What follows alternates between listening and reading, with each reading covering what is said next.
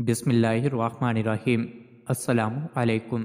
روزانہ واقعات سننے کے لیے اس چینل کو سبسکرائب کریں۔ ایک شخص نے لقمان سے پوچھا، شہر تک کتنا فاصلہ رہ گیا ہے؟ اس نے کہا، چل کر دکھاؤ۔ وہ شخص تھوڑی دیر ہی چلا تھا کہ لقمان نے آواز دی، 2 گھنٹوں میں شہر تک پہنچو گے۔ اس شخص نے پوچھا، تم نے یہ مختصر جواب پہلے ہی کیوں نہ بتا دیا؟ لقمان نے کہا، پہلے مجھے تمہاری رفتار کا اندازہ نہیں تھا۔ تمہارے قدم اٹھانے کی رفتار کا صحیح اندازہ کیے بغیر وقت کا اندازہ نہیں کر سکتا تھا۔ اب جب کہ میں نے تمہارے قدم اٹھانے کی رفتار کا صحیح اندازہ لگا لیا ہے تو میں نے شہر تک کی مسافت سے موازنہ کیا اور میں سمجھ گیا کہ تمہیں شہر تک پہنچنے کے لیے 2 گھنٹے لگیں گے۔ ایک صاحب ثروت دریا کے کنارے دوستوں کے ساتھ بیٹھا تھا، شراب پی رکھی تھی، تفریحاً جوا کھیل رہے تھے۔ شرط یہ باندھی کہ جو ہارے گا وہ آدھا مال دوستوں کو دے گا یا دریا کا پانی پیے گا۔ اتفاق سے وہ ہار گیا۔ جب ہوش میں آیا تو معلوم ہوا کہ اس سے بہت بڑی غلطی ہو گئی۔ وہ لقمان کے پاس آیا تاکہ اس کا کوئی چارہ کار بنائے۔ لقمان نے کہا، اگر تم شراب پینے سے توبہ کرو تو میں اس کا حل بتا سکتا ہوں۔ اس نے شراب پینے سے توبہ کر لی، چنانچہ اس کا وعدہ پورا کرنے پر وہ دریا کے کنارے گئے اور اس کے دوستوں سے کہا، دریا کے منبع کو بند کر دو تاکہ میں دریا میں موجود پانی پی سکوں۔ دوست یہ جواب سن کر محو حیرت ہو گئے۔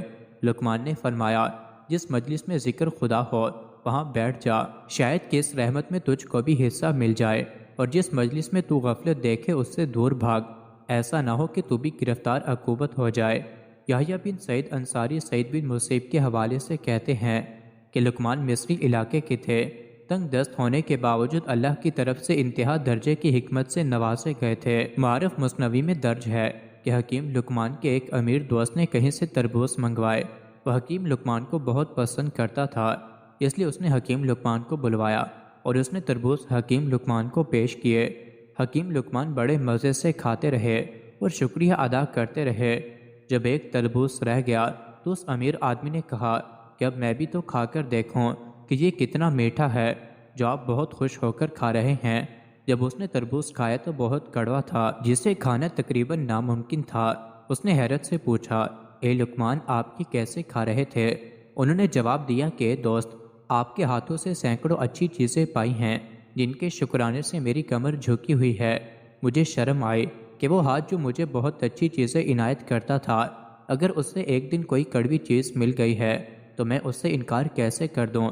اے دوست، اس بات کے لطف نے کہ یہ تربوز آپ کے ہاتھوں سے آیا ہے، اس نے اس کی کرواہٹ کو مٹھاس میں بدل دیا ہے۔ اس بات سے یہ سبق ملتا ہے کہ اللہ نے انسان پر بے شمار نعمتیں نازل کی ہیں، چنانچہ اگر انسان کو کچھ تکلیف پہنچے تو فوراً ناشکرہ بن کر شکایت نہیں کرنا چاہیے۔ ایک بار حضرت لقمان سفر میں گئے تھے۔